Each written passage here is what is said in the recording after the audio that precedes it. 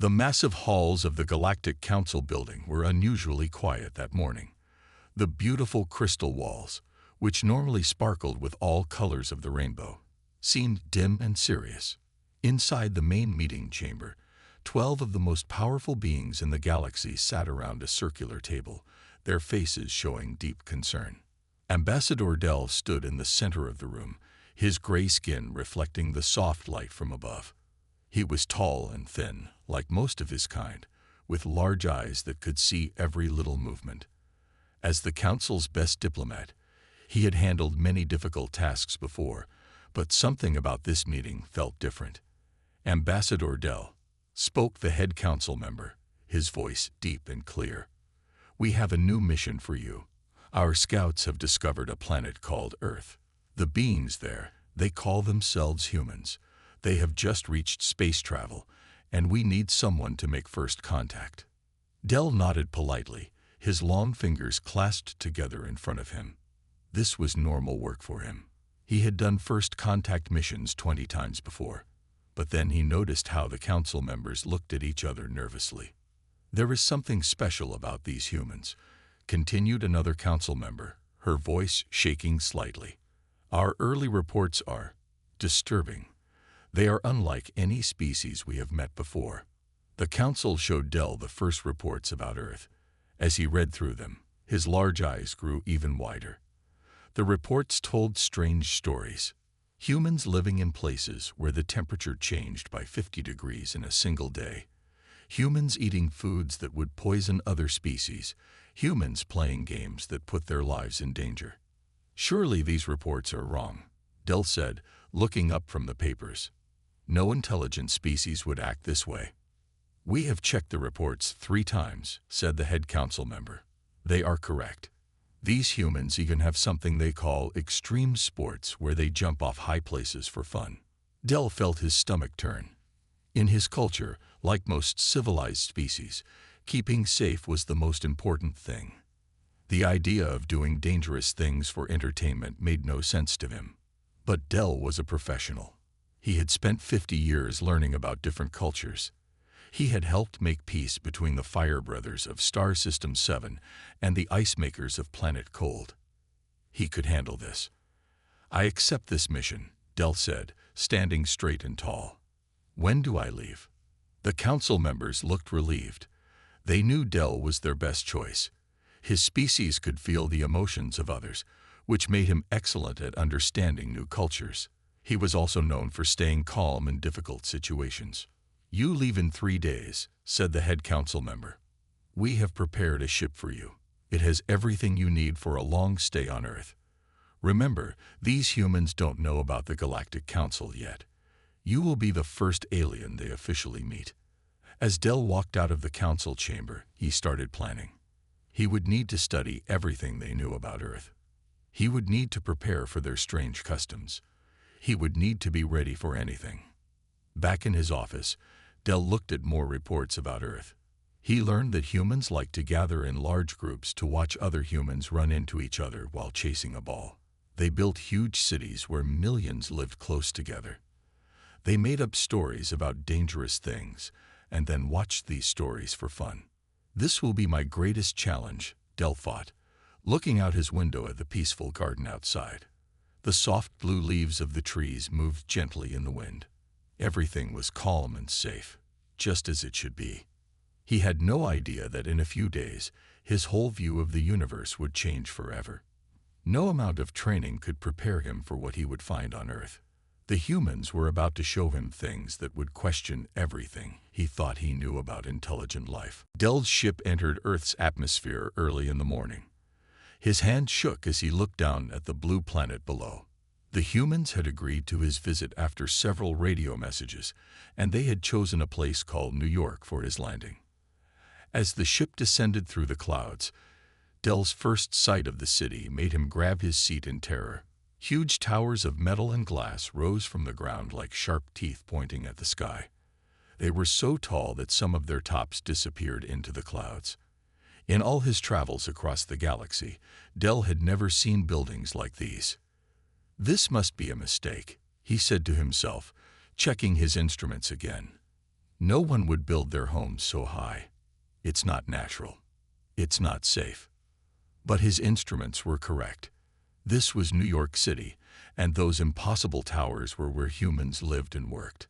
His ship's computer told him that some of these buildings were more than 100 floors tall. On his home planet, anything taller than 2 floors was considered dangerous and unnecessary. The landing pad was on top of one of these towers. Del's hands were sweating as he guided his ship down. The wind at this height was strong, making the landing more difficult than usual. When he finally stepped out of his ship, he immediately pressed himself against the wall of the landing pad, trying not to look down. A group of humans waited to meet him. They wore what they called suits, tight pieces of cloth that covered their bodies. Del noticed that none of them seemed scared about being so high up. They walked around the roof like they were on solid ground. "Welcome to Earth, Ambassador Del," said one of the humans, walking forward with an extended hand. Del had studied this greeting custom, but actually seeing a human walk towards him while standing on top of a building made him feel dizzy. Thank you," Del managed to say, carefully reaching out to shake the human's hand. He tried to hide his fear, but his empathic abilities were overwhelmed by his own emotions. The humans led him inside the building, and Del felt slightly better until they entered something called an elevator. It was a small metal box that moved up and down through the building at high speeds. When the humans explained that this was how they moved between floors, Del had to use all his diplomatic training not to show his horror. "Would you like to see the view from the observation deck?" one of the humans asked, smiling. "It's a clear day. You can see for miles." Before Del could answer, they were walking towards large windows that looked out over the city. The view was both beautiful and terrifying. Millions of humans moved through the streets below like tiny dots. Flying vehicles called helicopters zoomed between the buildings. Thousands of ground vehicles called cars filled the streets. How do you live like this?" Del finally asked, his diplomatic training temporarily forgotten. The humans looked confused. "Like what?"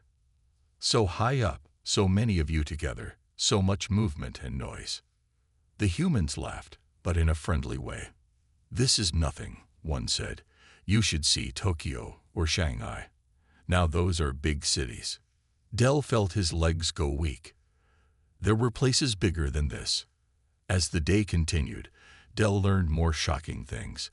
Humans didn't just build their cities up into the sky. They also dug deep underground. They had something called a subway, where metal tubes carried thousands of people through tunnels under the city. They ate their meals in rooms with windows looking out over the city, seemingly enjoying the view while they consumed their food. Children played in parks surrounded by the tall buildings, looking up at them with no fear at all. By the end of his first day on Earth, Del had filled an entire datapad with notes. But one thing was clear. Everything he thought he knew about intelligent life was being challenged. These humans didn't just survive in this vertical world they had built. They loved it. As he prepared for sleep in his specially prepared room on the 47th floor, Del wondered what other surprises Earth had in store for him. He had a feeling that the heights were just the beginning of what would shock him about humans. On his second day on Earth, Del's hosts decided to show him how humans entertained themselves. They took him to something called a movie theater, which they explained was a place where humans watch stories for fun. Del thought this sounded safe enough. On his planet, they also had story-sharing ceremonies where everyone sat quietly and listened to calm tales about successful diplomatic missions. The theater was dark, with rows of seats facing a huge screen. Del sat down, feeling slightly better about Earth. Then the movie started, and his feeling of safety vanished instantly.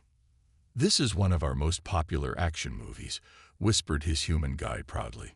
Del watched in horror as humans on the screen jumped from exploding buildings, fought each other with their fists, and drove vehicles at impossible speeds through crowded streets. His entire body trembled as he watched a human character fall from a great height, only to grab a thin rope at the last second. Is this real?" Del asked, his voice shaking. "Oh no, these are just stunts," the guide explained. "The actors are perfectly safe. They use special effects and careful planning to make it look dangerous."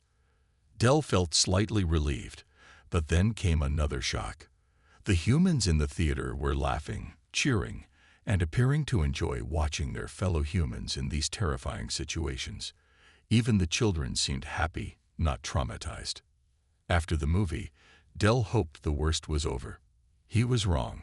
His guides took him to something called a sports arena.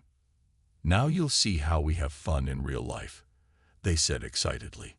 Del watched as humans on motorcycles jumped over huge gaps in the air, doing flips and spins before landing.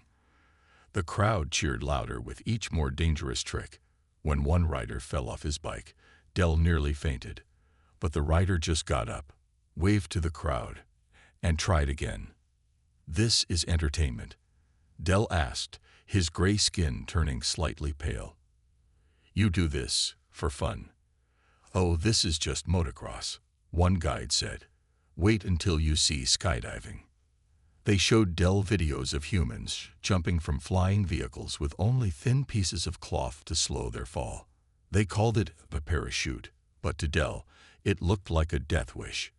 When they explained that some humans jumped without the parachute and opened it later for more excitement. Freestyle skydiving. Del had to sit down. "But why?" he kept asking. "Why do you risk your lives this way?" The humans tried to explain concepts like adrenaline rush and thrill-seeking, but these made no sense to Del. In his culture, keeping safe and avoiding risk was the foundation of a happy life. Then they showed him something called Rocky, a movie about humans who hit each other for sport. Boxing, they called it. Del learned that humans had many sports based on fighting. Wrestling, martial arts, something called UFC. They weren't trying to hurt each other badly, the guides explained. It was about skill, strength, and something called the competitive spirit. By the end of the day, Del's data pad was full of notes about human entertainment. He wrote, "Humans appear to actively seek out dangerous situations for enjoyment. They simulate danger in their stories, create sports around risky activities, and celebrate those who push the limits of safety. Most disturbing is their children's entertainment, which often includes elements of danger and conflict. Young humans are taught from an early age to see challenge and risk as positive things." That night, in his high-rise hotel room, Del watched more human entertainment on something called YouTube. He saw humans surfing giant waves, climbing frozen waterfalls, racing cars at extreme speeds, and walking on ropes stretched between mountains. Each video had millions of views, indicating that humans not only did these things but enjoyed watching others do them too. As he finally tried to sleep, Del wondered what other surprises humans had in store. He had a feeling that their entertainment was just the tip of what he would learn about this strange species. On the third day of his visit to Earth, Del thought he was getting better at handling human surprises. He had managed to eat breakfast on the 60th floor without shaking, and he only closed his eyes twice during the elevator ride down. But he wasn't prepared for what he would learn about human medical practices. The day started with a tour of a human hospital. At first, Del was impressed.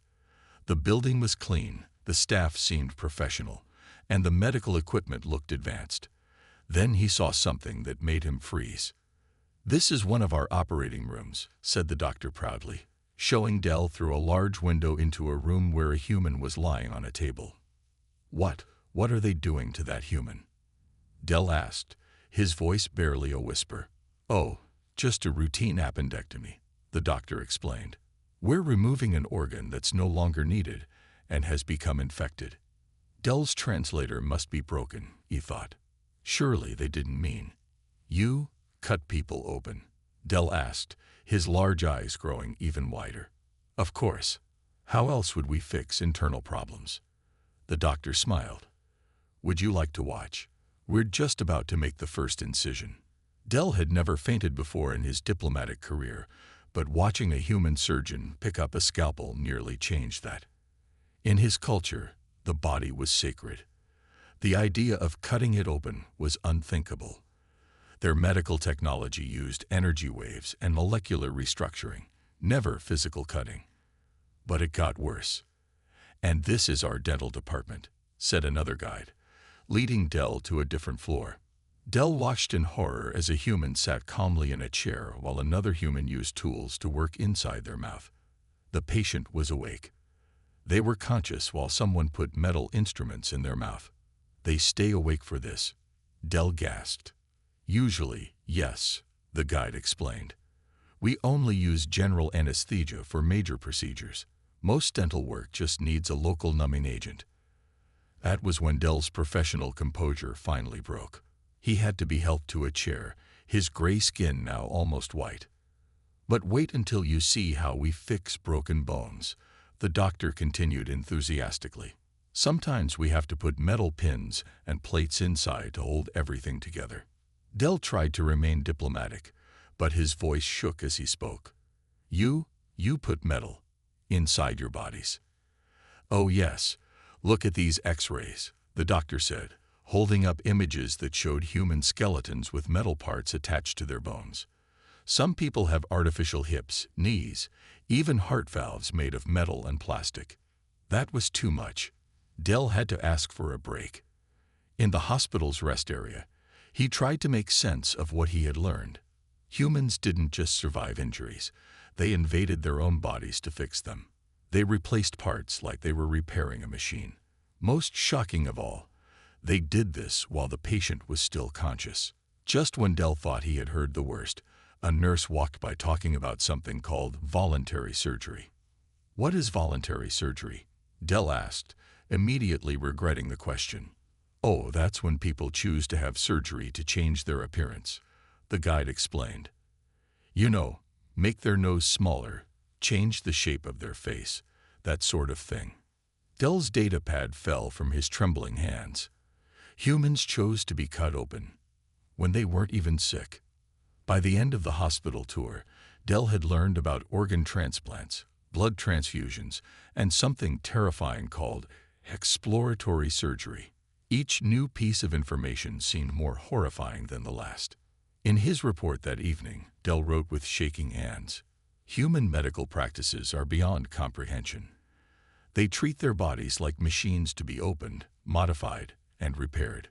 Most disturbing is their casual attitude toward these invasive procedures. They discuss major surgery with the same calmness as discussing a meal." That night, Del couldn't sleep. Every time he closed his eyes, he saw images of scalpels and operating rooms. He was beginning to understand why the Galactic Council had been so nervous about this assignment. Del sat in his temporary office on the 47th floor, trying to compose his first official report to the Galactic Council. His hand still shook slightly as he remembered everything he had seen in the past few days. The Council needed to know the truth about humans, but he wasn't sure they would believe him. He started typing. To the Honorable Galactic Council. Subject: Initial Report on Human Species. Priority: Urgent.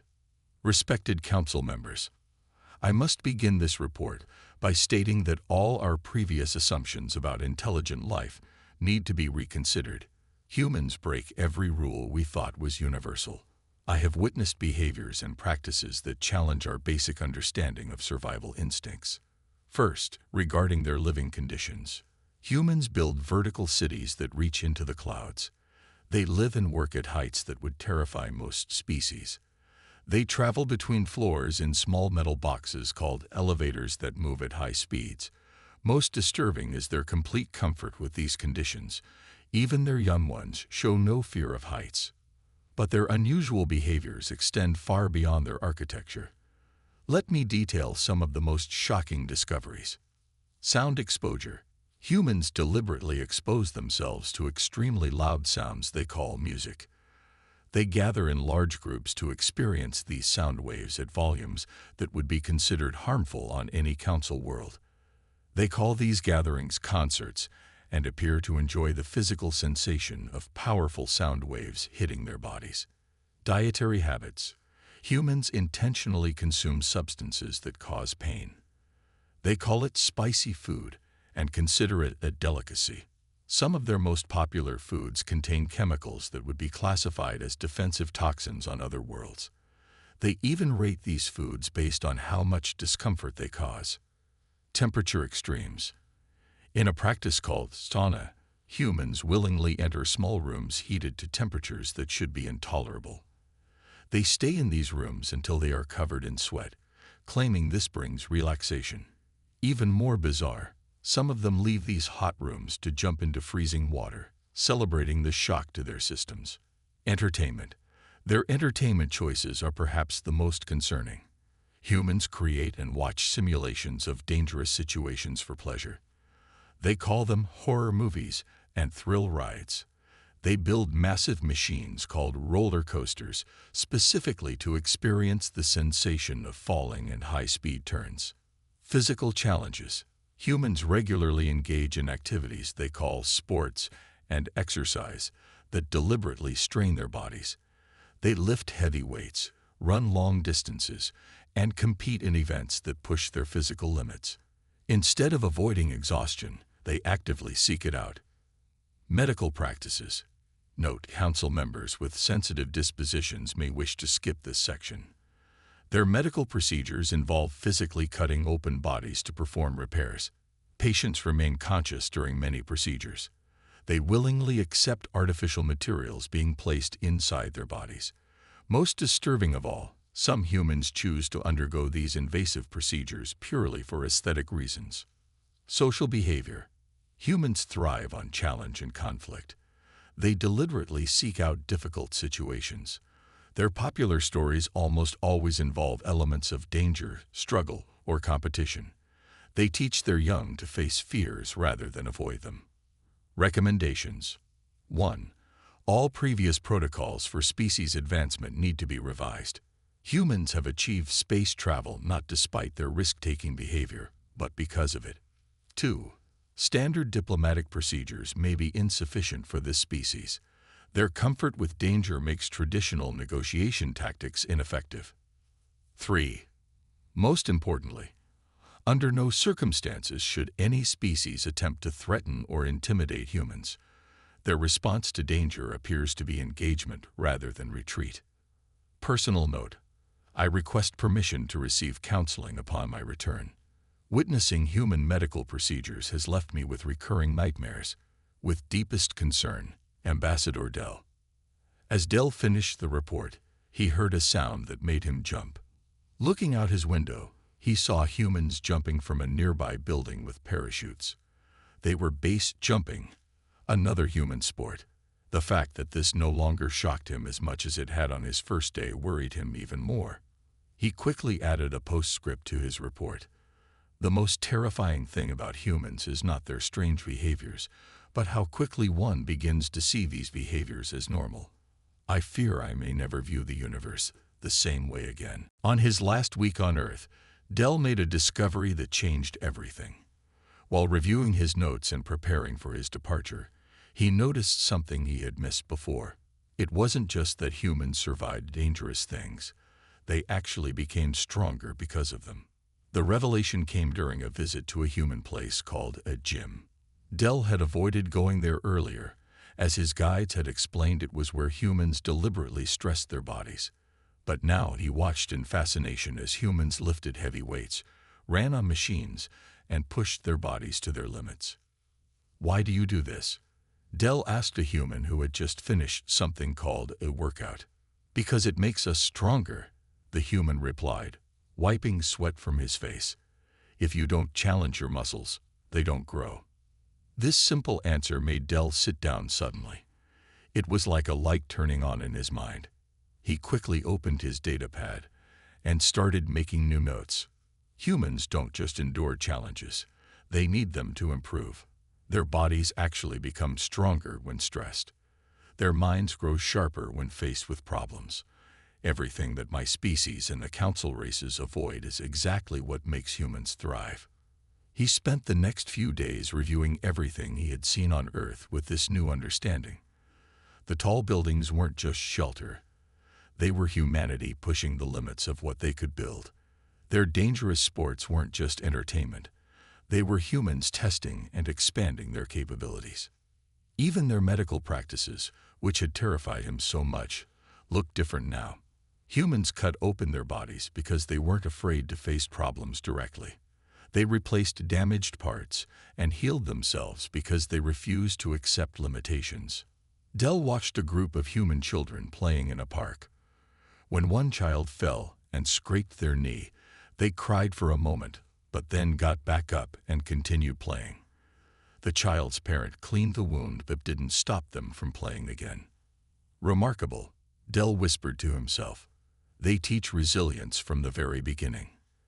He visited a human school and saw students solving complex problems, making mistakes, trying again. In his culture, mistakes were seen as failures to be avoided, but humans seemed to view them as necessary steps toward improvement.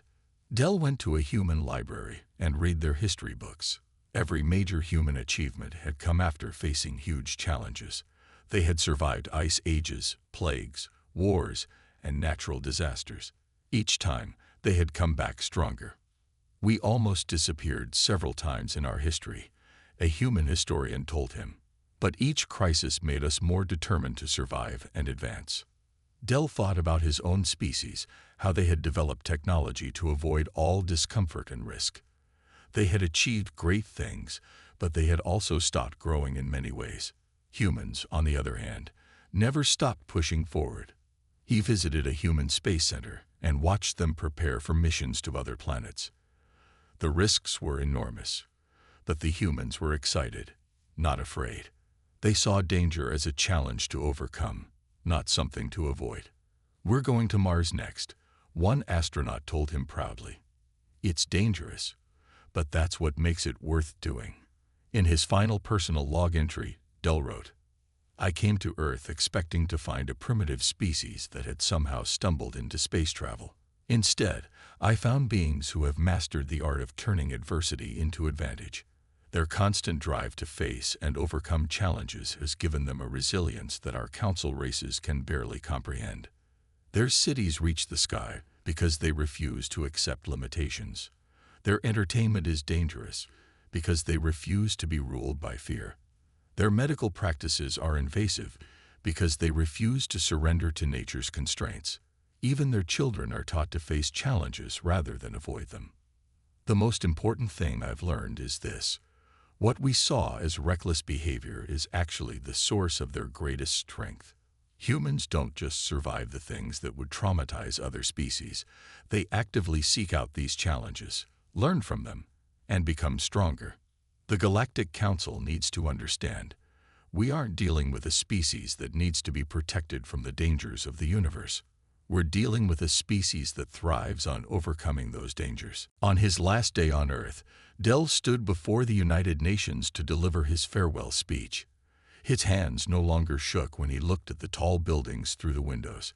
He had learned to see them differently now, not as dangerous structures, but as monuments to human determination. "Distinguished representatives of Earth," Del began, his voice steady. "When I first arrived here, I was terrified by almost everything about your species. Now, as I prepare to leave, I am terrified for a completely different reason. I'm terrified because I understand you." The human delegates looked at each other, confused. Del continued, "You see, in all the galaxy, we have never encountered a species quite like humans. At first, we thought you were simply reckless.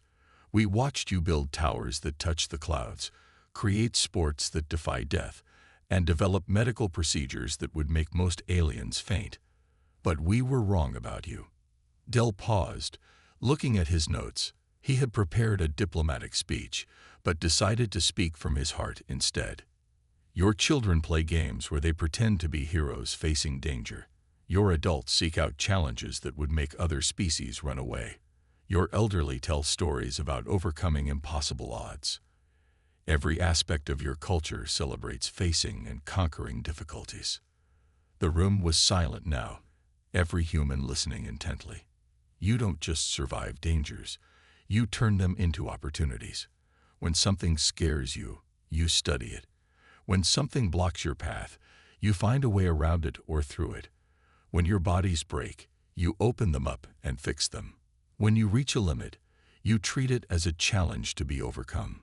Dell activated a holographic display showing various human achievements, their cities, their medical advances, their space programs.